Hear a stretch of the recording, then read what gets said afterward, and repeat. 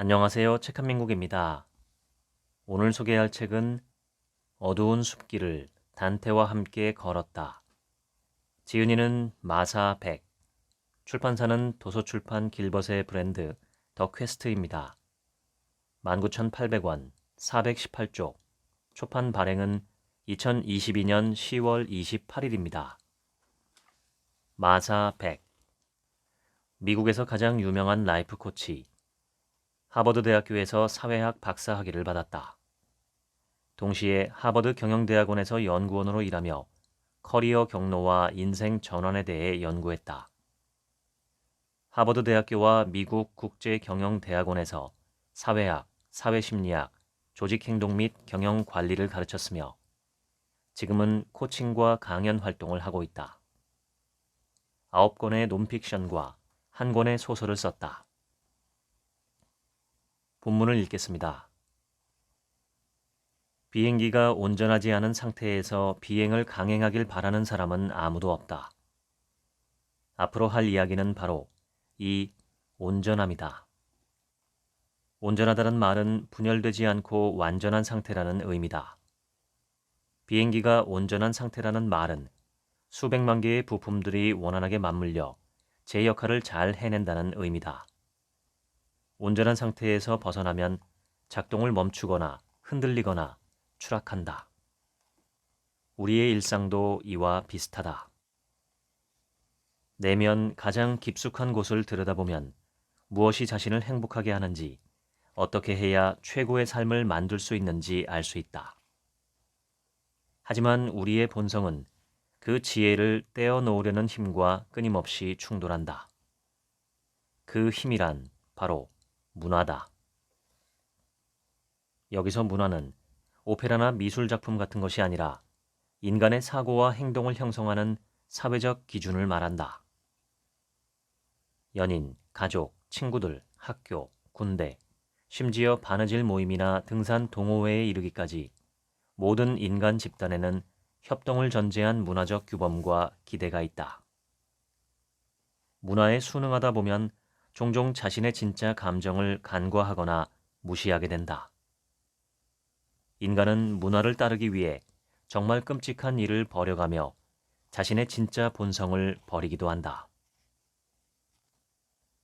내 본성과 문화가 일치하지 않을 때마다 난 기꺼이 내 본성을 버렸고 그때마다 힘들었다. 물론 효과는 있었다. 나는 온갖 종류의 인정을 받았다. 온전함은 불행의 치유제다. 사람들은 마음 깊은 곳에 진실을 어디에 버렸는지 그리고 자신이 어느 방향을 따라갔는지 알았을 때 비로소 불행을 치유하기 시작했다. 온전함에서 벗어난 분열은 대부분 무의식 중에 일어난다. 고통을 버리고 자신의 진정한 본성을 포용할 준비가 되었다면, 원래 느꼈어야 하는 즐거움을 이제라도 제대로 느낄 준비가 되었다면 지금 당장 길을 나서자. 이 책에서는 단테가 신곡에서 사용했던 구조를 토대로 온전함에 이르는 길을 보여주려 한다. 먼저 온전함을 찾는 여정은 어두운 과오의 숲에서 시작된다.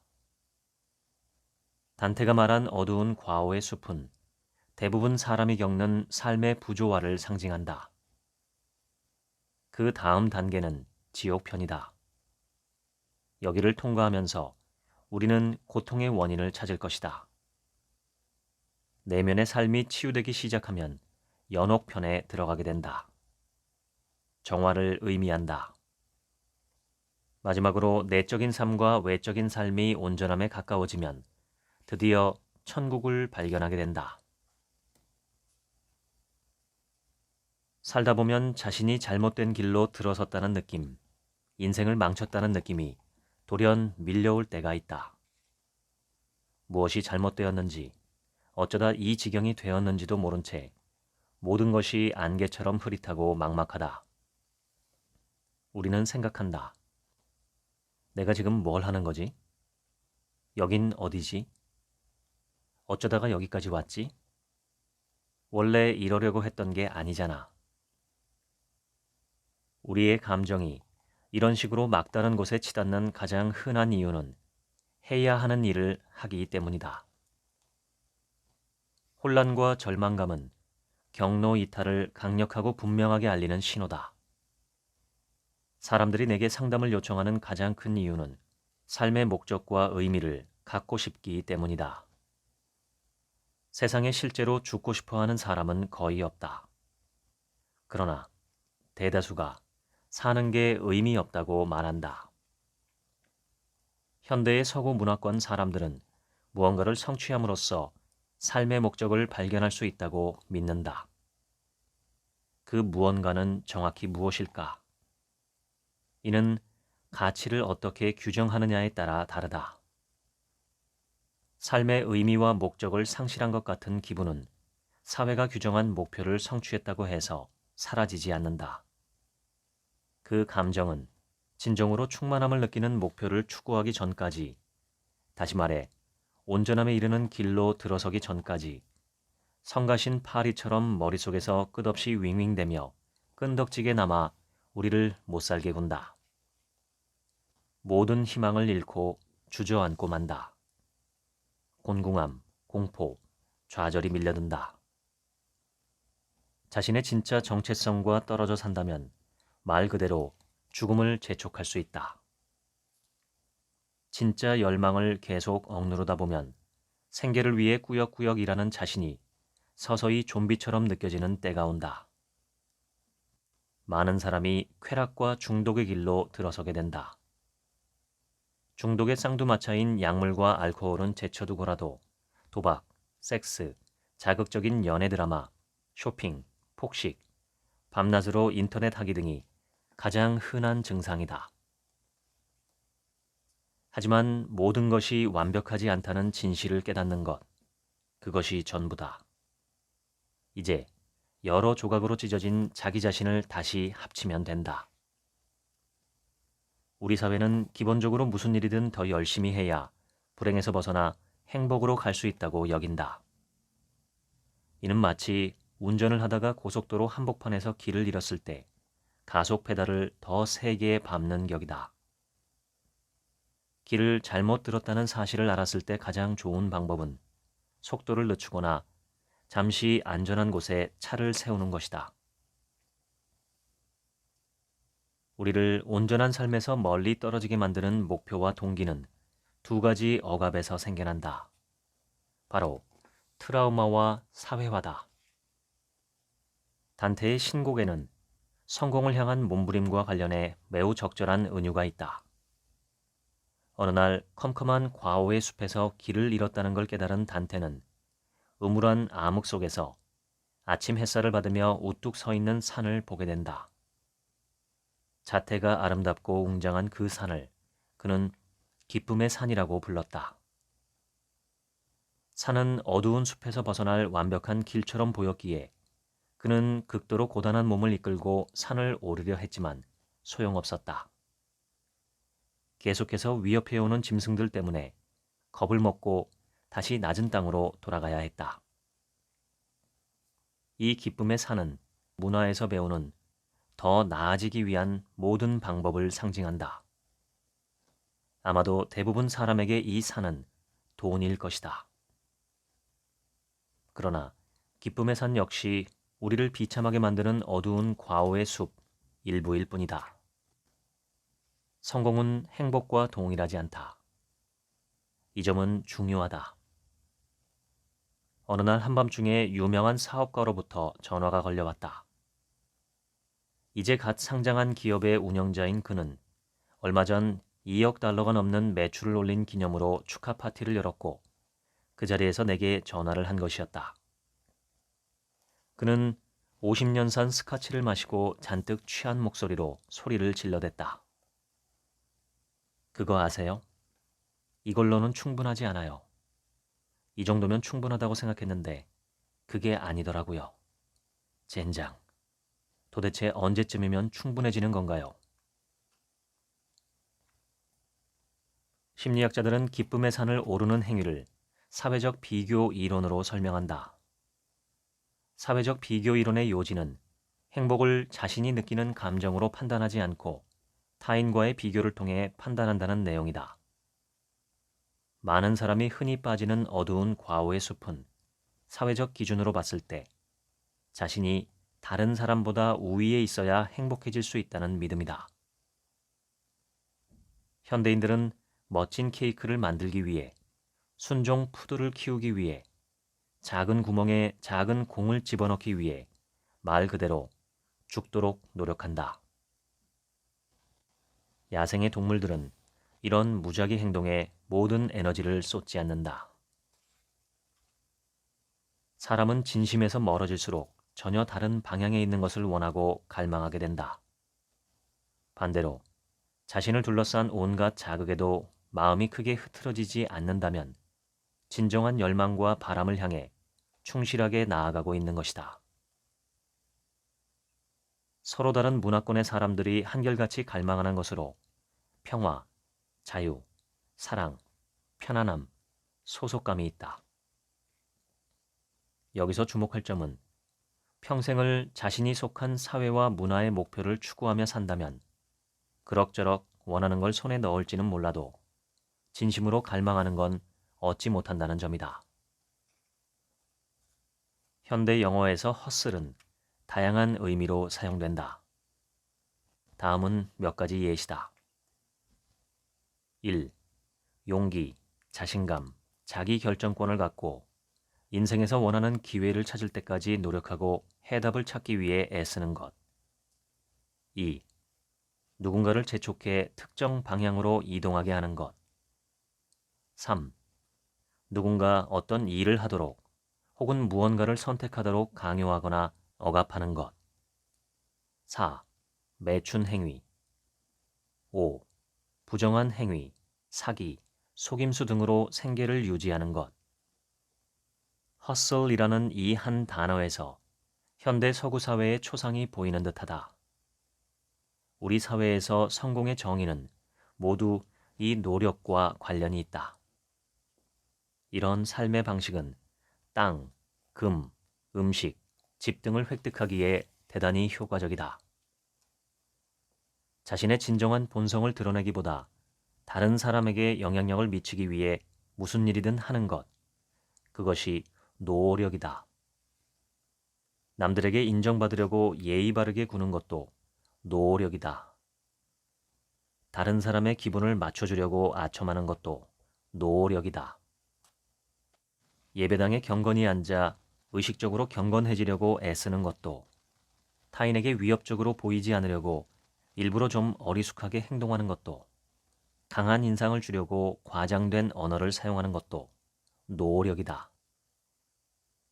전문가처럼 보이고 싶어서, 섹시하게 보이고 싶어서, 힙하게 보이려고, 부유해 보이려고, 키가 커 보이려고, 사회 불순응주의자처럼 보이려고, 점잖게 보이려고 특정 옷차림을 고집하는 것도 다 노력이다. 여기서 주의할 점은 노력하며 산다고 해서 나쁜 사람이라는 의미는 아니라는 것이다. 그저 사회화가 잘 되어 있고 문화와 기막히게 조화를 이루며 산다는 말이다. 다만 자신의 진정한 본성과는 분리되어 있다. 칸트는 인간의 마음이 공간과 시간, 인간의 모든 경험으로 만들어진다고 믿었다. 진리가 있다고 해도 인간은 자신의 주관적 인식의 필터를 거쳐 그 진리를 받아들인다는 것이다. 즉, 누구도 진리를 알 수 없다. 절대적인 진리는 없다는 것이 절대적 진리다. 이는 내가 모든 문화적 신념을 수용할 수도 거부할 수도 있다는 의미였다. 누구의 말도 진리가 아닐 수 있다. 이 얼마나 다행인가. 모두가 자신의 관점으로 모든 것을 만들어내고 있다. 따라서 나는 누구도 믿지 않으면서 모두와 함께할 수 있다. 세계적으로 유명한 비교 신화학자 조지프 캠벨은 세계 곳곳의 신화와 전설을 탐구하던 중 이야기 속 영웅이 모험을 받아들이고 길을 나설 때 곧 멘토가 나타난다는 사실을 발견했다. 혼자 힘으로 올바른 길을 찾을 가능성은 매우 희박하다. 태어나면서부터 배워온 관념과 행동 방식 때문에 정처 없이 헤매기만 할 뿐이다. 어떤 스승도 모든 문제의 해답을 알고 있지는 않다. 그들은 우리에게 의견을 들려주어 우리가 의식 깊숙한 곳에서 지혜를 찾도록 도와줄 뿐이다. 강압적으로 조언하는 사람은 유능한 정신적 스승이 아닐 가능성이 크다. 기쁨의 산 정상에 데려가 주겠다며 아름답고 부유하고 유명하게 만들어주겠다며 그 대가로 전적인 헌신 혹은 거액의 돈을 요구하는 사람도 마찬가지다. 거미는 파리를 거미줄로 칭칭 감아 붙잡아둔 다음 조금씩 우적우적 씹어먹는다. 부모나 친구, 연인을 이런 방식으로 대하는 이들을 많이 봤다. 나는 이런 사랑을 거미의 사랑이라고 부른다. 솔직히 이런 사랑은 사랑이 아니다. 포식자와 피식자 관계일 뿐이다. 정신적 스승은 절대 이렇게 하지 않는다. 진정한 사랑은 항상 우리를 자유롭게 해주고 싶어 한다. 인도의 현자 니사르가다타 마하라지는 이렇게 말했다. 외부의 스승은 길가의 이정표에 지나지 않는다. 목적지까지 함께 걷는 것은 자기 안의 내적 스승이다. 내적 스승이야말로 그 목적지 자체이기 때문이다. 나는 내면의 스승을 온전함으로 부를 것이다. 하지만 진정한 자아, 진정한 본성, 본질 그 자체 등의 표현도 사용할 것이다. 무아, 절대인식, 부처의 본성, 예수의 의식, 깨우침, 신의 뜻, 비존재, 나, 절대자, 만물, 근본적 의식 등 표현은 무수히 많다. 인간의 의사결정 과정을 최초로 연구한 신경과학자들은 뇌에서 논리와 계산을 담당하는 영역이 손상된 사람도 좋은 결정을 내리는데 아무 문제가 없다는 사실을 발견했다. 그런데 감정을 담당하는 뇌 일부가 손상된 사람은 어떤 의사결정도 내리지 못했다. 뇌의 감정 영역이 손상된 사람은 끝도 없이 고민하고 망설이며 선택사항들을 비교했지만 거기서 한 걸음도 더 나아가지 못했다. 종일 논리를 따질 수는 있었지만 둘 중 무엇이 더 좋은 선택인지는 판별하지 못했다.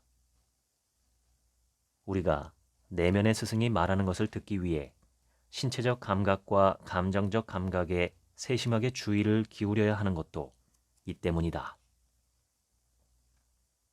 지적이고 선량한 사람들이 믿을 수 없을 정도로 자신의 어떤 부분을 부인하는 경우는 정말 많다. 부인하고자 하는 마음의 희미한 빛 속에 문이 하나 있다. 그 문에는 이런 문구가 쓰여 있다. 이 문으로 들어가는 자, 모든 희망을 버려라. 그 문을 찾으려면 인정하고 싶지 않은 것들이 있다는 사실을 인정하기만 하면 된다. 우리는 그 문으로 들어가기는커녕 그 문 앞에 서기조차 두려워한다. 그 안에는 겪고 싶지 않은 일들이 있다는 사실을 알기 때문이다. 인간의 마음에는 아무리 부드럽게 어루만져도 견딜 수 없이 고통스러운 지점이 있다. 골물대로 골문 상처가 가득한 민감한 구역이 누구에게나 있는 것이다. 나는 그곳을 언급 금지 구역이라 부른다. 당신의 마음속 언급 금지 구역은 어디인가? 절대 알고 싶지 않은 것, 안절부절 못하게 되고 불편하고 화가 나고 불안해지는 것이 있는 곳에 지옥의 문이 있다. 내가 할 수 있는 말은 베르길리우스가 단테에게 했던 말뿐이다. 이제는 두려움을 죽이는 법을 찾아야 하네. 용감해지게 친구여. 용감해지지 않고 더 나아갈 방법은 없다. 희망을 내려놓을 때 두려움이 사라진다. 겁을 죽이려면 희망과 공포만이 존재하는, 오직 거기에만 골몰하게 만드는 것에서 벗어나 현재에만 집중해야 한다. 터무니없이 보일 정도로 단순한 일에 집중한다. 자신이 지금 이 순간에 있다는 사실을, 모든 것이 괜찮다는 사실을 있는 그대로 믿어야 한다. 이렇게 반복하다 보면 놀라운 일이 벌어진다. 과거와 미래를 생각하며 완고하게 저항하던 고집을 내려놓고 지금 이 순간 일어나는 일에 동참하게 된다.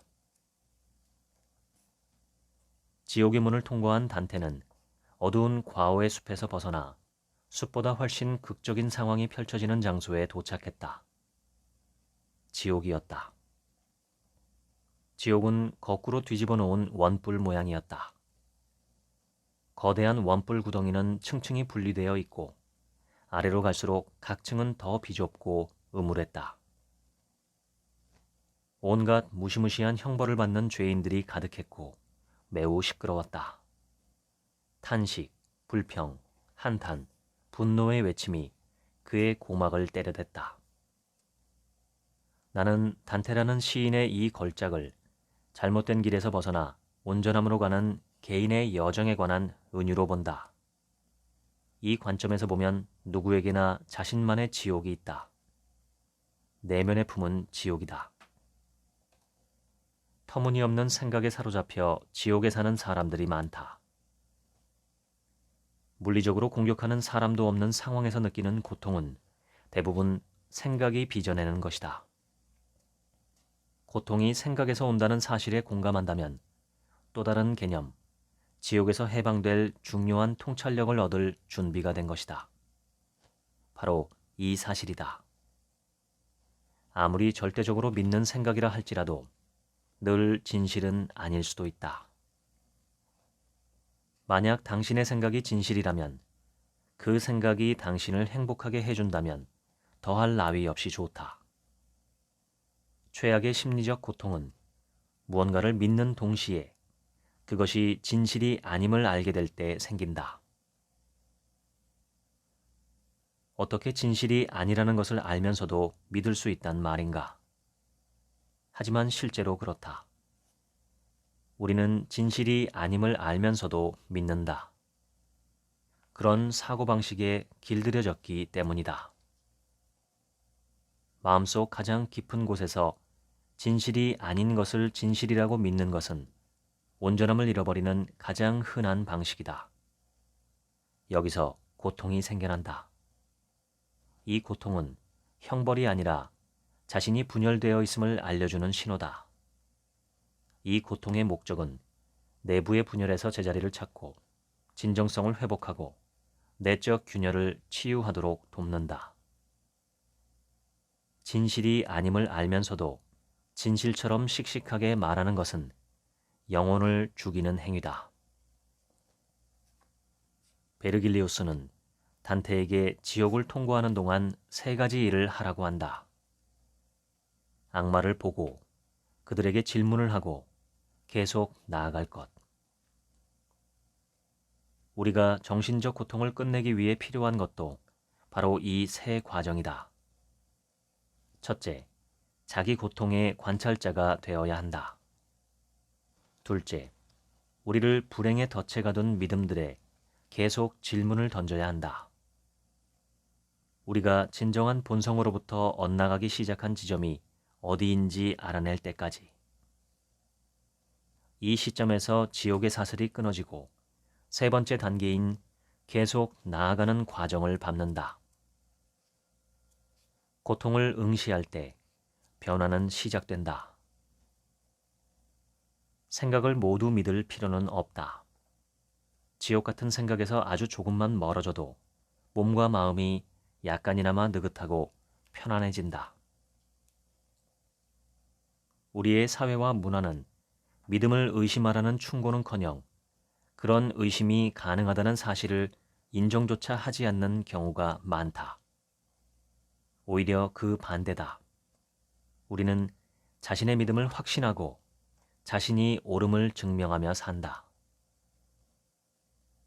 지금 어떤 두려움이 있든 내면의 악마가 뭐라고 소리를 지르든 그 두려움과 고함에 굴복하지 않아도 된다는 사실을 알아채길 바란다. 그 두려움과 고함은 불필요하고 유독하다. 우울, 분노, 불안 등 설명할 수 없는 감정들 대부분은 사실 우리 마음 어딘가 숨겨진 거짓 믿음에 대한 반응이다. 어떤 거짓말을 수용해야 한다고 세뇌당해서 이를 진실이라고 믿게 되면 내적 분열이 일어난다. 그리고 이 내적 분열은 종종 자기 파괴로 이어진다. 고양이 뒷걸음질 치기는 스파이 세계에서 사용되었던 표현이다. 정보 요원들이 잠복작전 실패부터 쿠데타 실패에 이르기까지 실패한 작전의 과정을 되짚으며 어디서 무엇이 잘못되었는지를 꼼꼼하게 분석하는 기법이다. 이 방법을 사용하려면 가장 최근에 일어난 일에서 시작해 점점 과거로 시간을 거슬러 올라가며 사건을 재구성해야 한다. 영화 필름을 거꾸로 되감듯 아주 천천히 장면들을 재생하는 것이다. 그러면서 각 순간을 스냅샷 찍듯 떠올리며 기억해낸다. 첫째, 정확히 그때 그 순간에 내 주위에서는 무슨 일이 벌어지고 있었는가? 둘째, 나는 무엇을 하고 있었는가? 셋째, 내 감정은 어땠는가? 넷째, 나는 무슨 생각을 하고 있었는가?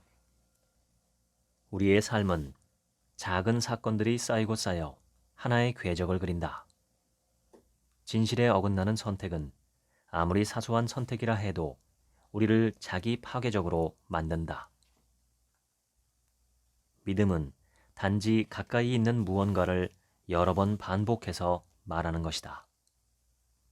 인간의 마음은 참으로 놀라워서 계속해서 반복되는 소리를 각각의 이미지와 감정에 연결하고 그것이 전달하는 추상적 관념들을 보편적 진리라고 결론 내린다. 그 생각이 진실인가? 그 생각이 진실이라는 것을 확실하게 알 수 있는가? 당신도 무지한 실수를 곰곰이 되짚다 보면 당신이 속한 문화 속의 거짓 믿음들을 무수히 만날 것이다. 그런 믿음들을 놓아주기가 겁날 수도 있다. 사람들이 내가 틀렸다고 생각하지 않을까? 남들이 나를 뭐라고 평가할까? 아마도 남들은 틀렸다고 말하고 당신을 평가할 것이다. 하지만 당신의 삶에 상처를 낸 무지한 실수들을 딱 짚어내는 순간 그 과오들을 구석구석 관찰하고 깊이 탐구하며 낱낱이 해체하는 순간 당신은 사회적 규범의 틀에서 벗어날 것이다. 이전보다 1000배는 해방감을 느낄 것이고 사람들은 이를 좋아하지 않을 것이다. 하지만 걱정하지 마라. 이는 당신이 올바른 궤도로 들어섰음을 입증하는 증거다. 우리의 머리에는 자동 반사 반응을 보이는 코끼리가 있어서 익숙하지 않은 것은 일단 틀렸다고 인식한다. 익숙한 것은 무조건 옳다라고 인식한다. 18세기 사회개혁가 로버트 오웬은 반어적 표현으로 이런 현상을 꼬집었다. 당신과 나를 제외하면 온 세상이 이상하다. 심지어 당신도 좀 이상하다. 자신이 옳다고 믿는 실수들끼리 충돌하면 상호 파괴적인 악순환으로 이어진다. 역사를 살펴봐도 다른 사람들이 자신을 공격한다고 생각했던 이들은 타인의 관점을 무시하고 오로지 자신을 정당화하기에 급급하며 타인에게 해를 끼칠 명분을 만든다. 이는 상대의 마음에도 파괴적인 신념을 촉발한다. 상대 역시 자신이 옳다고 믿는 신념에 분노를 실어 누군가에게 되갚으며 이 분노의 대상이 된 사람은 자신의 분노를 다른 사람에게 또다시 퍼부으며 악순환을 이어간다. 신곡에 나오는 피의 강이 소용돌이치며 빙글빙글 도는 것도 이런 이유다. 이 미친 분노의 광기는 끝이 없다. 자신만 옳다고 믿는 과오에 빠지면 삶이 지치고 피폐해진다. 이 모든 끔찍함에서 벗어나는 유일한 길은 온전함으로 가는 길이다. 첫째, 고통을 유발하는 생각을 곰곰이 들여다보고, 둘째, 그 생각에 의문을 품고, 셋째, 행동으로 옮겨야 한다. 지옥의 8번째 고리와 9번째 고리에 가까이 간 단테는 모든 죄인 중 최악의 죄인들을 만나게 된다. 바로 거짓말쟁이다. 거짓말은 모든 종류의 악을 가능하게 한다. 거짓말은 모든 악에서 가장 중요하다. 거짓말이 없으면 그 어떤 악도 꾸준히 행할 수 없기 때문이다. 의도적으로 진실을 떠날 때 우리는 신뢰할 수 있는 것 혹은 의지할 수 있는 것이 아무것도 없는 안개 자욱한 세계에 살게 된다. 자기 자신이 신뢰할 만하거나 의지할 만한 존재가 아니기 때문이다. 거짓말은 대단히 어려운 기술이어서 동물들은 시도할 엄두조차 내지 못한다. 거짓말을 할 때 복잡해지는 것은 뇌뿐만이 아니다. 신체적으로도 약해지고 허둥거리게 된다. 한 연구에 따르면 사람들은 자신을 이상적인 모습으로 꾸며서 말할 때 혈압이 상승하고 심박수가 증가했으며 스트레스를 유발하는 호르몬 반응이 커졌다. 거짓말을 하고 계속 비밀을 유지하는 행위는 심장질환, 특정 암, 우울증이나 불안, 빈번한 적대감 같은 감정적 반응을 유발하기도 한다. 거짓말을 하지 않기로 하는 순간 위 증상들은 즉각 해소된다. 한 연구에서 연구자들이 실험 대상자들에게 10주간 거짓말을 전혀 하지 않도록 하는 실험을 진행했다. 거짓말을 하지 않았는지는 확인할 수 없었지만 거짓말을 하지 않으려는 시도만으로도 신체적, 정신적 건강이 크게 개선되었다. 인간관계도 훨씬 좋아졌다. 일단 자신이 어디서, 왜, 누구에게 거짓말을 하는지 살펴보라. 만약 자신을 억압하는 사람들로 구성된 사회에 속해 있다거나 사이코패스에게 위협을 당할 수 있다면 적어도 당분간은 그 위험한 사람들에게 계속 거짓말하라. 다만 자기 자신에게 하는 거짓말은 멈춰라. 거짓말을 멈추면 깊고 혼란스럽고 고통스러운 거짓의 실체가 마침내 드러난다. 당신도 진실을 알아야 한다. 진실은 이것이다. 당신은 무한히 가치 있다. 당신은 무한히 고귀하다. 당신은 늘 잘해왔다. 앞으로도 잘할 것이다.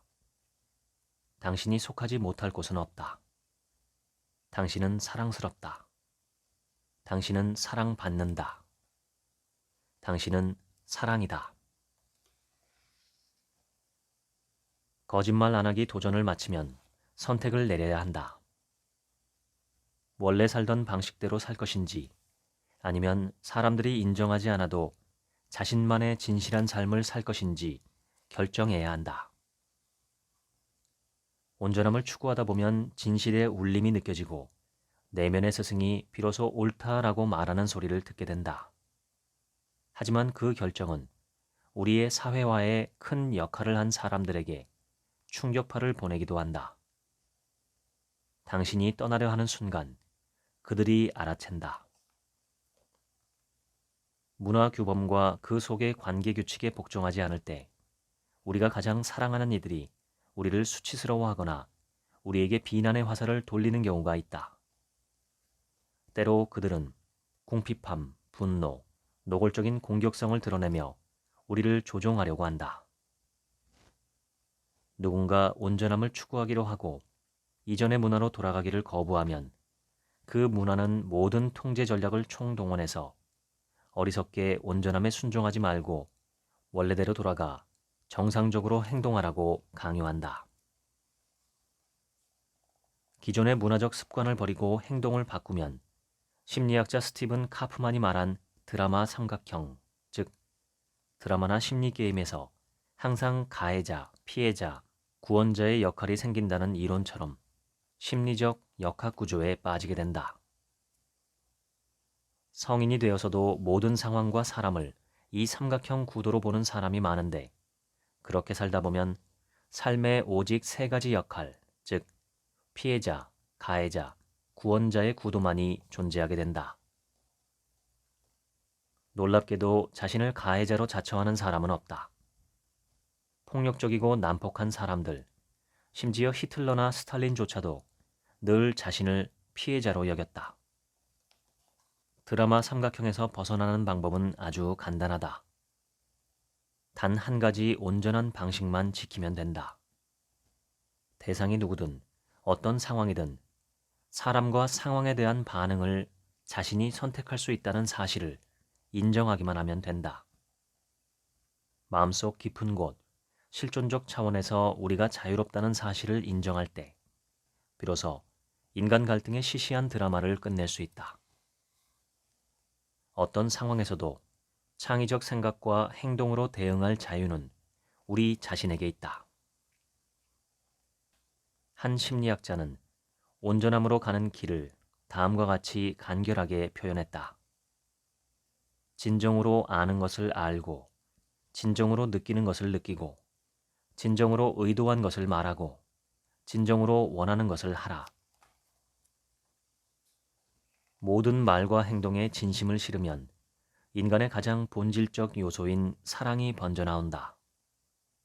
분열된 상태에서는 분노가 치솟지만 완전하게 진실과 일치된 상태에서는 행복한 위안이 샘솟는다.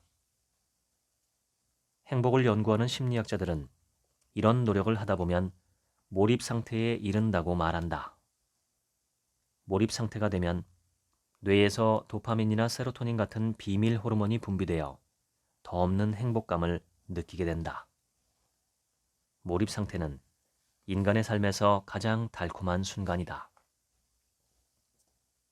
이제 당신이 두려워할 말을 하려 한다. 당신에게도 시간이 얼마 없다. 5년이 남았을지 55년이 남았을지 모르지만 절대 긴 시간이 아니다. 고통스러워하느라 낭비할 시간이 없다. 문화관습을 착실히 따르느라 진심을 고문할 시간이 없다. 이제는 오직 온전함만 추구하며 살아야 할 때다. 좋아하지 않는 일은 조금 덜 하고 좋아하는 일을 조금 더 하는 것이 온전함으로 가는 다음 단계다. 수천 킬로미터 떨어진 곳에 가기 위해 비행기에 탔다고 상상해보자. 비행기가 30분에 한 번씩 우측으로 1도씩만 방향을 튼다면 아무도 그 변화를 감지하지 못하지만 결국 비행기는 예정된 경로에서 완전히 벗어난 곳에 도착한다. 나는 사람들에게 1도씩만 방향을 바꾸는 과정을 반복하라고 조언한다. 먼저 특정 사람이나 특정 활동에 할애하는 시간이 얼마나 되는지 확인해보고 정말 그 시간 동안 그 사람이나 활동에 시간을 쓰고 싶은지 생각해보라. 매일 1분씩 좋아하지 않는 일에 할당된 시간은 줄이고 그 시간을 좋아하는 일에 할당하자. 내게 가라데를 가르쳐준 선생님은 이렇게 말했다. 연습을 통해 반드시 완벽해져야 하는 것은 아니에요. 하지만 연습은 영원히 남습니다. 마찬가지로 철저히 온전한 삶을 살기 시작하면서 하는 연습은 영원히 남아 뇌의 물리적 변화를 일으킨다. 신경학자들은 특정 동작을 더 많이 반복할수록 그 동작이 우리의 뇌 회로에 더 많이 연결된다고 말한다. 익숙한 행동 패턴, 가령 사회 관습에 젖어서 했던 행동 등을 바꾸려면 의도적으로 새로운 행동을 선택해야 하며 선택한 후에는 뇌가 예전의 행동을 잊고 새로운 행동에 익숙해질 때까지 반복하고 또 반복해야 한다. 이를테면 자가 뇌수술인 셈이다. 온전함을 추구하는 행동을 반복함으로써 맹목적으로 복종했던 문화적 규범을 벗어버리고 정직함과 행복함을 새로 장착해야 한다. 사람들에게 진심으로 원하는 일을 하라고 하면 종종 당황스러운 표정으로 이렇게 말한다. 사람이 어떻게 원하는 것만 하고 살아요? 저 좋은 것만 하고 살면 아마 세상에서 가장 이기적인 사람이 될 거예요. 한번 물어보자. 정말 확실한가? 그 생각이 진실이라고 장담할 수 있는가? 우리의 가장 깊은 두려움은 불충분함이 아니다. 우리의 가장 깊은 두려움은 우리 자신이 헤아릴 수 없이 강하다는 것이다.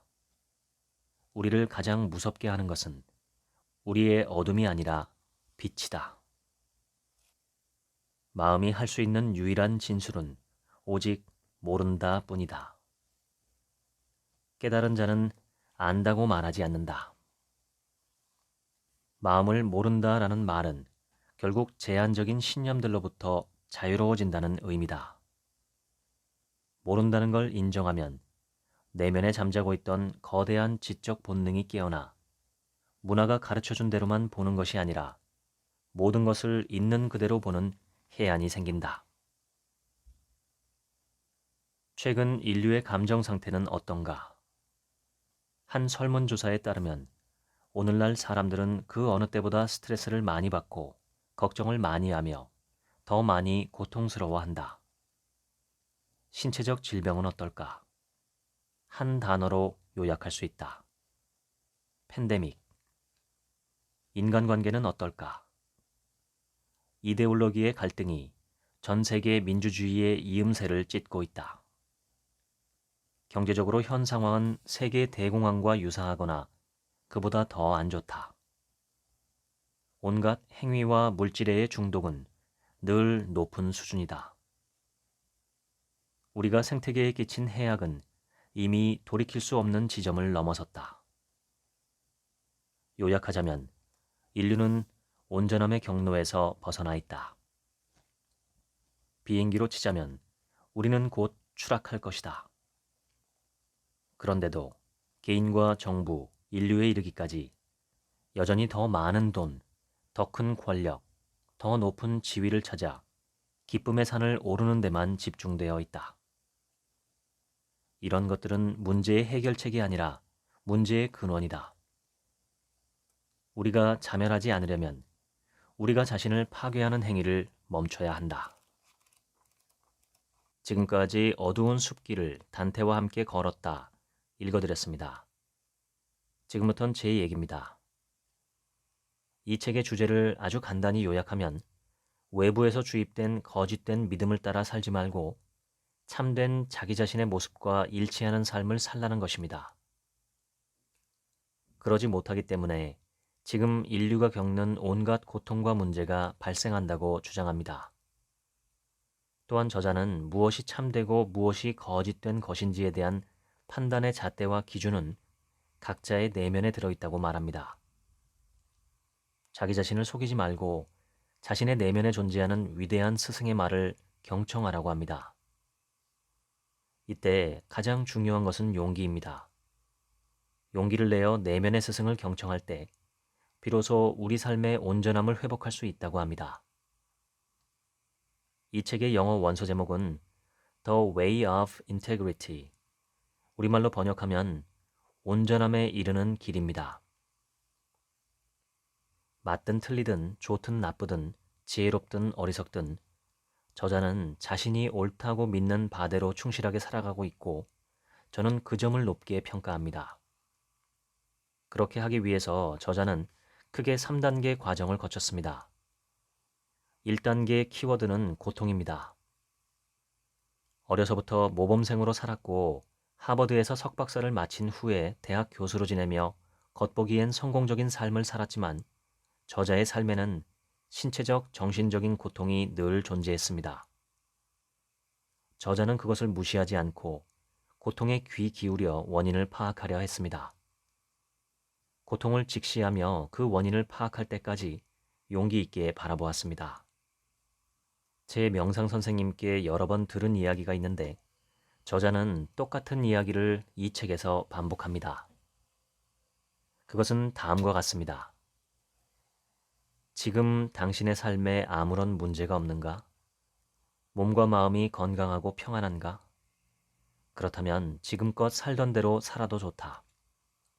그러나 그렇지 않다면 멈춰서 자기 자신을 돌아보아야 한다. 심신 어디가, 어떻게, 왜 아픈지, 고통이 어디로부터 오는지 보아야 한다. 자기를 보라. 그것이 시작이다. 저자가 자신의 고통과 그 원인을 인지한 것이 1단계라면 2단계는 대안을 찾는 것입니다. 저자는 그 대안을 자신의 내면에서 찾았습니다. 또한 다른 사람들도 스스로의 내면에서 찾도록 도와주었습니다. 대안을 찾는 것은 각자의 삶의 진실을 찾는 과정입니다. 각자가 삶의 근간으로 삼고 있는 생각과 믿음들을 의심하고 도전하고 검증하면서 당사자는 혼란과 두려움, 정체성의 흔들림을 경험합니다. 이 과정을 인내하고 통과할 수 있을 때 비로소 새로운 세계를 만날 수 있다는 것입니다. 1단계 고통과 2단계 대안에 이어 마지막 3단계는 행동입니다.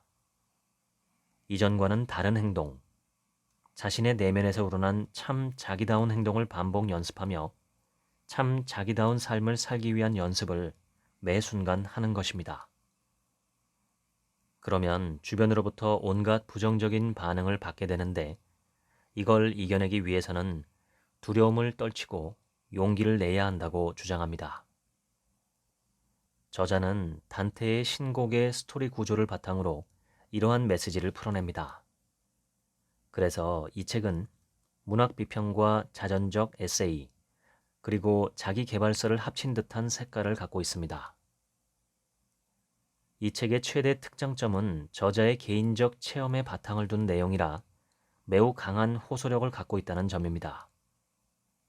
학교에서 배우고 공부한 것을 주장하는 것이 아니라 한 인간이 삶에서 느끼고 깨우친 내용을 말한다는 점에서 상당한 흡인력이 있습니다. 제 명상 선생님은 여러 이야기를 다양하게 해주시지만 제가 볼 때 핵심 메시지는 하나입니다.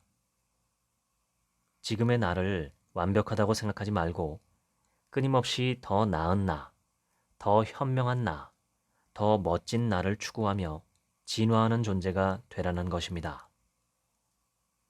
인간의 정신은 끝없이 성장, 발전, 진화할 수 있다는 말씀이죠.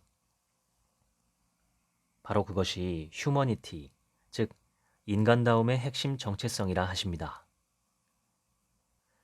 이 방송을 들으시는 모든 분들이 일상의 작은 것에서부터 어떻게 하면 내가 더 나은 인간이 될 수 있을까 사유하고 행동하시면 좋겠습니다. 지금까지 책 한 민국의 하루치 생각이었습니다. 감사합니다.